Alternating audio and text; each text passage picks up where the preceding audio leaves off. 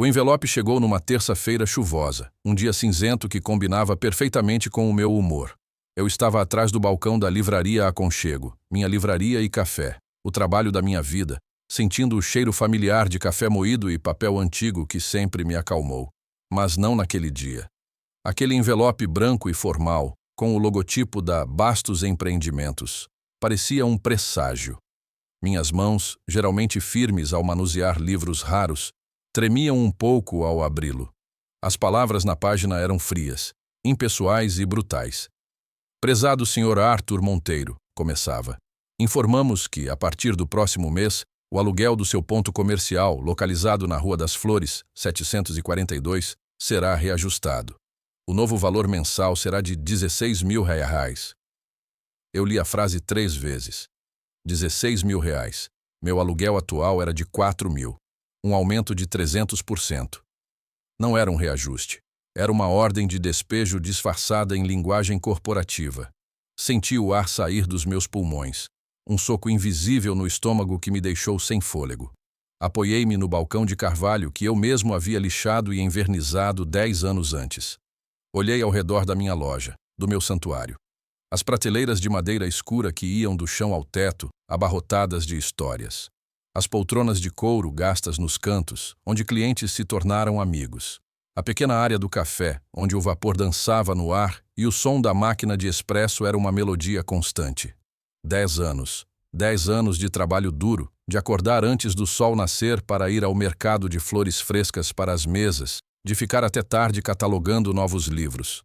10 anos sacrificando férias, fins de semana e, honestamente, qualquer chance de uma vida social normal. Tudo para construir este lugar, que era mais do que uma loja para mim.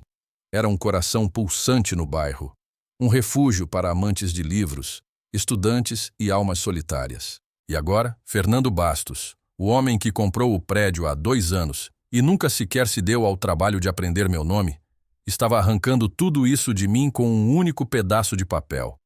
Ele queria me forçar a sair.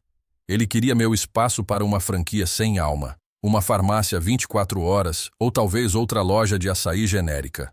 Ele me via como um obstáculo, uma relíquia do passado que precisava ser removida para maximizar o potencial do imóvel. O que ele não sabia, o que ninguém sabia, era que por 10 anos eu não estava apenas construindo uma livraria. Eu estava construindo uma arma. Cada centavo que economizei, cada luxo que renunciei, cada noite em que comi macarrão instantâneo, em vez de pedir comida, foi para um único propósito: segurança. Eu tinha uma conta secreta, um fundo de guerra que eu esperava um dia usar para comprar um pequeno imóvel próprio. Nunca, em meus sonhos mais loucos, imaginei que usaria para comprar o prédio inteiro. Mas, enquanto a raiva fria e calculista começava a substituir o choque, uma ideia perigosa e audaciosa começou a se formar. Ele achava que eu era apenas um livreiro sonhador. Ele estava prestes a descobrir que, quando encurralado, até o mais quieto dos homens pode se tornar um predador. A história da livraria Aconchego não começou com dinheiro, mas com uma perda. Meus pais faleceram num acidente de carro quando eu tinha 25 anos, deixando-me com uma herança modesta e um vazio existencial. Eles eram leitores vorazes. Nossa casa era uma biblioteca, e os livros eram a linguagem do nosso amor. Depois de meses à deriva, decidi usar o dinheiro para honrá-los, para criar um lugar que eles teriam amado. Encontrei o ponto na Rua das Flores, um antigo armazém com janelas enormes e um potencial que só eu conseguia ver. O proprietário na época era o Sr. Almeida, um senhor de 70 e poucos anos, com olhos gentis e um aperto de mão firme. Ele viu a paixão em meus olhos, não apenas a oportunidade de negócio. Um bairro precisa de uma boa livraria, meu filho, ele me disse, e me deu um contrato de aluguel com um valor que era mais um gesto de incentivo do que uma transação comercial. Os primeiros anos foram brutais. Trabalhei sozinho, fazendo tudo. Eu era o barista, o caixa, o faxineiro, o curador. Vivia num pequeno apartamento nos fundos da loja, e cada real que sobrava ia para uma conta poupança que apelidei de Fundo de Liberdade. Eu via como outros pequenos negócios ao meu redor eram esmagados por aluguéis crescentes e proprietários gananciosos. Jurei a mim mesmo que isso não aconteceria comigo. Eu teria uma saída, um plano B. Por 8 anos, a livraria Aconchego floresceu sob a benevolência do Sr. Almeida. Tornou-se o que eu sonhava, um pilar da comunidade.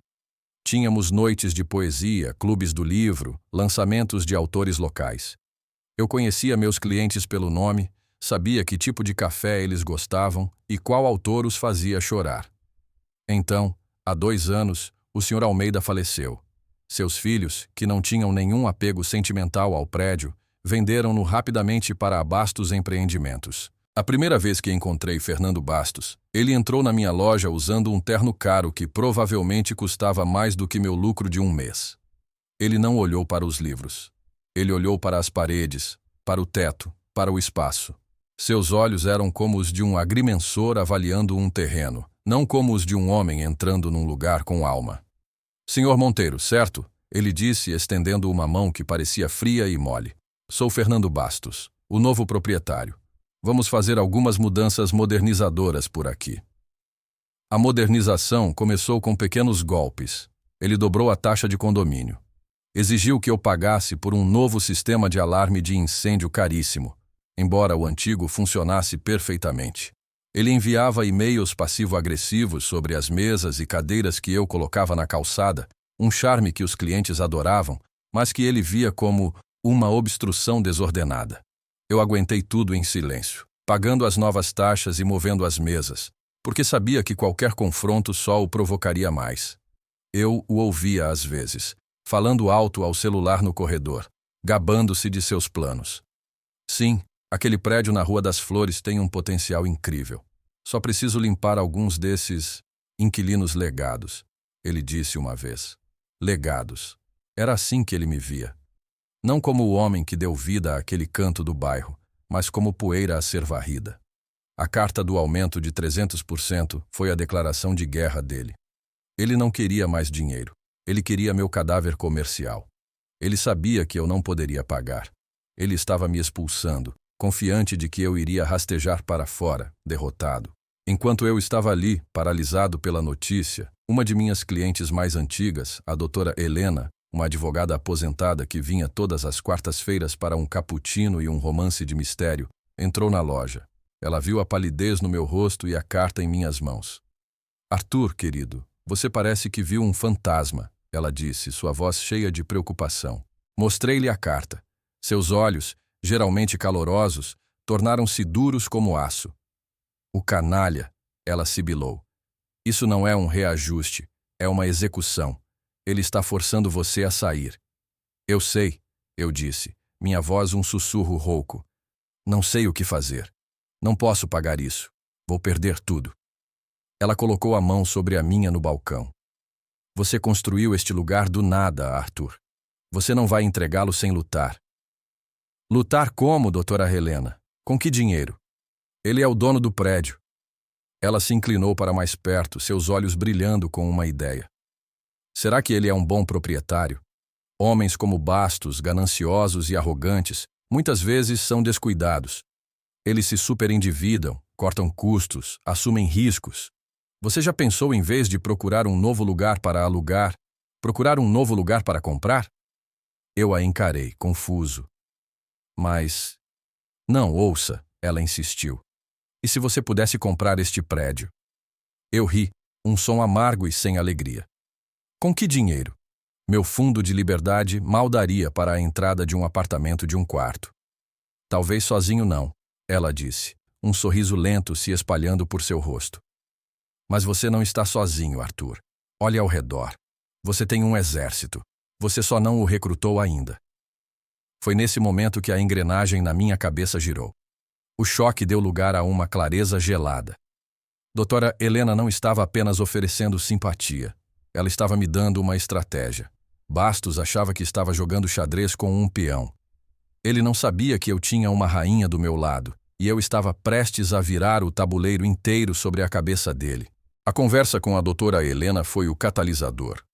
Aquela noite, em vez de me afogar em desespero, eu me afoguei em pesquisa.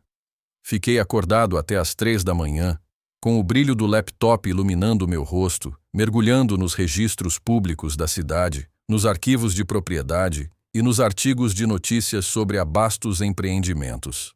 Doutora Helena estava certa. Fernando Bastos era um tubarão que nadava em águas turbulentas de dívidas. Ele havia adquirido um portfólio agressivo de propriedades comerciais usando empréstimos de alto risco, apostando que poderia aumentar os aluguéis rapidamente para cobrir os pagamentos. Ele estava vulnerável. Na manhã seguinte, fiz algo que não fazia há uma década. Olhei para o meu fundo de liberdade não como uma rede de segurança, mas como um arsenal. O valor era substancial, mais do que a maioria das pessoas economiza em uma vida inteira. Sozinho, não era suficiente para comprar o prédio, mas era uma base sólida, um sinal de que eu era sério. O plano começou a tomar forma. Era audacioso, quase insano, mas a alternativa era a aniquilação. O primeiro passo era jogar o jogo de Bastos.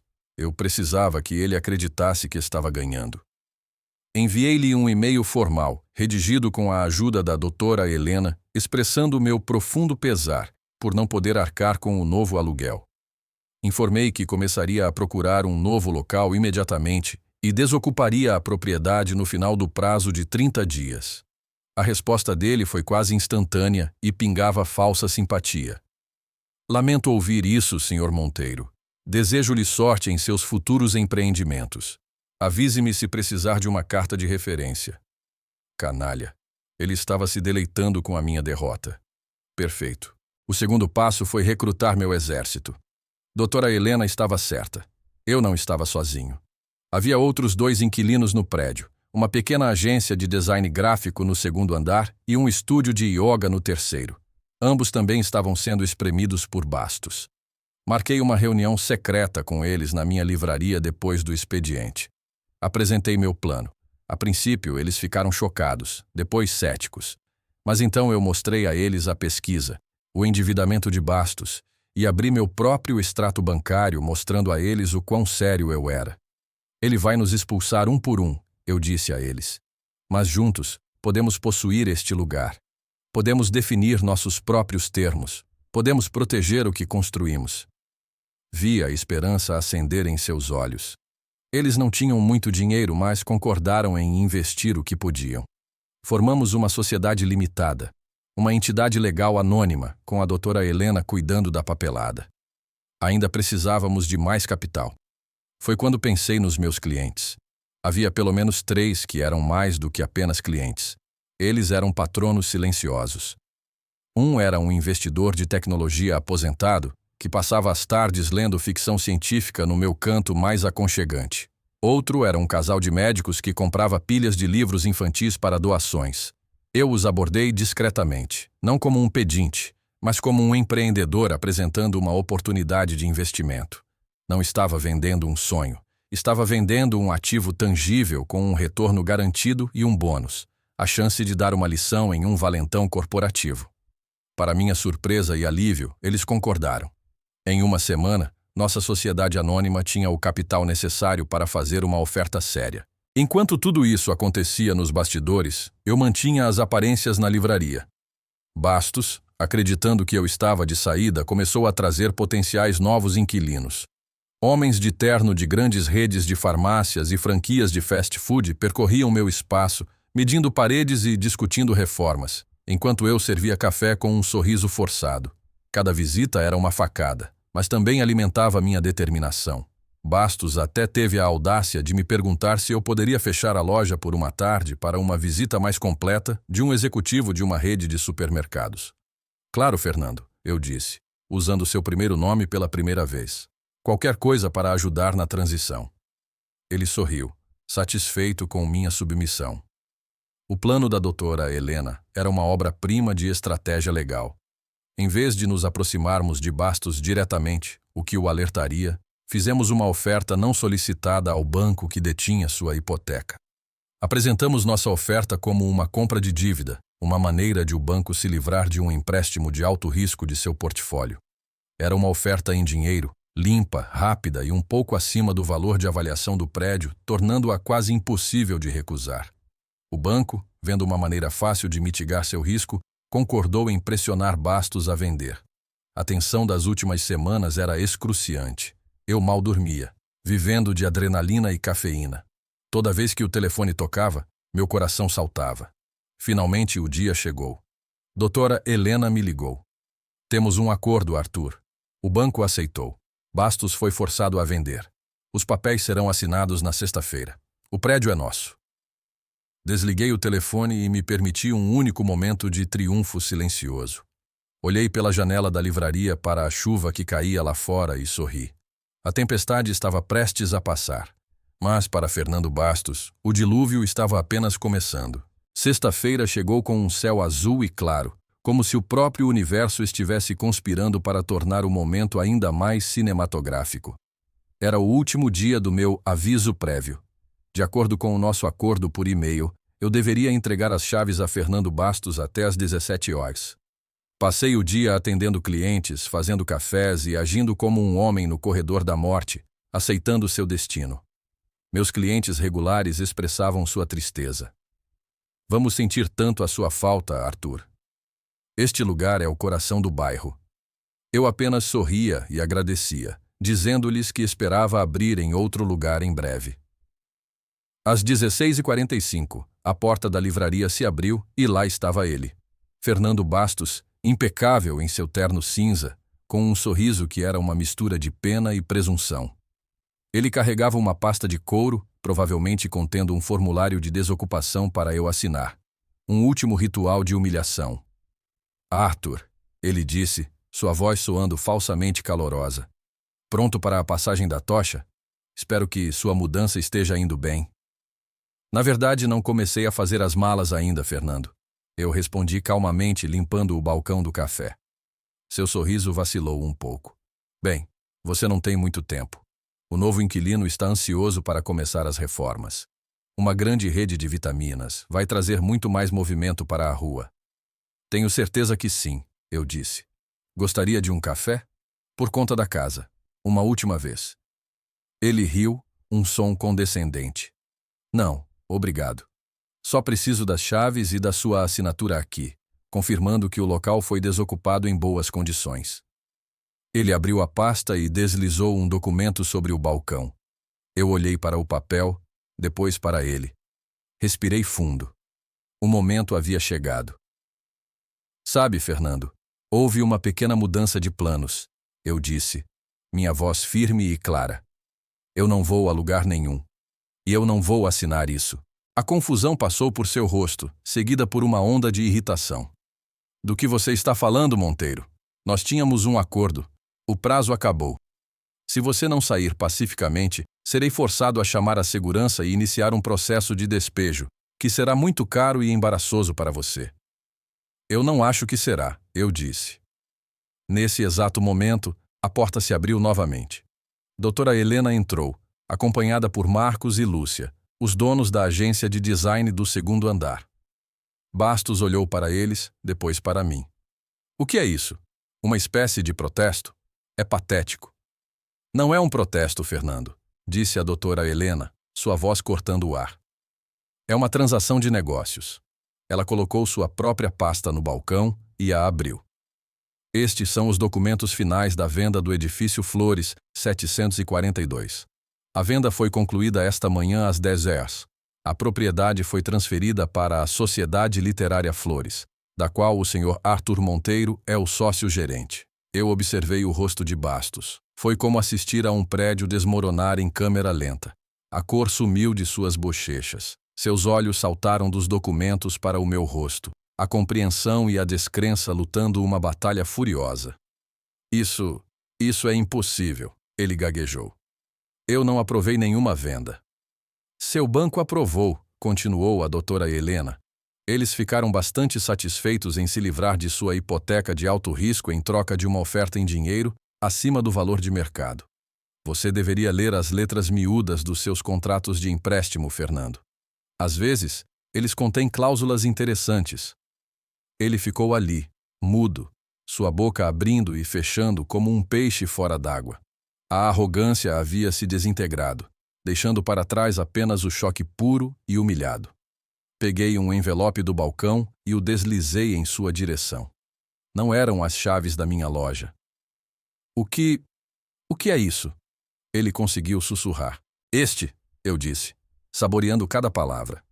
É um aviso formal. Como o novo proprietário do prédio, estou lhe dando 30 dias para desocupar seu escritório no 4º andar. Decidi reajustar o seu aluguel.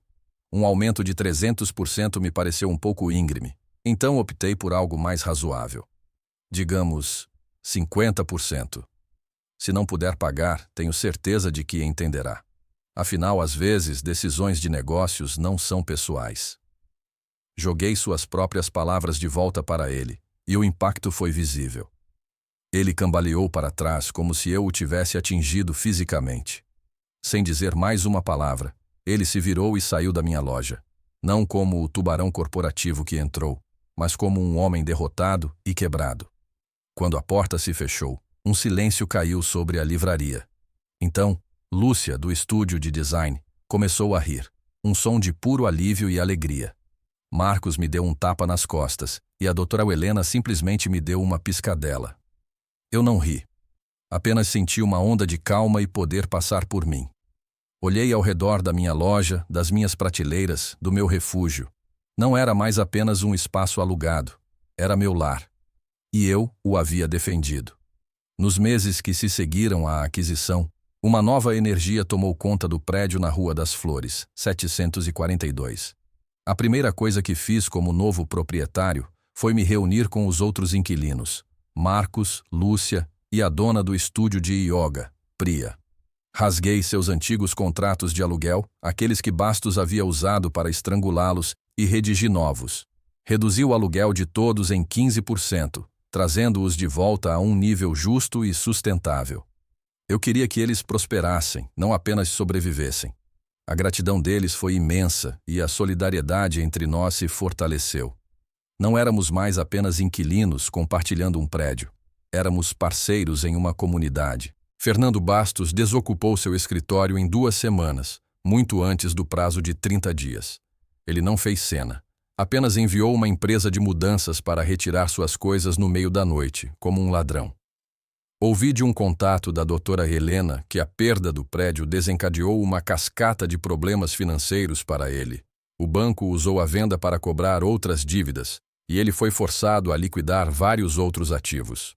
Sua reputação no setor imobiliário foi permanentemente manchada. Ele não era mais o tubarão agressivo. Era o exemplo de como a ganância pode levar à queda. Com o escritório de Bastos vago, decidi não alugá-lo para outra empresa. Em vez disso, transformei o espaço. Metade dele se tornou um espaço de coworking acessível para freelancers e artistas locais, um recurso que faltava muito em nosso bairro.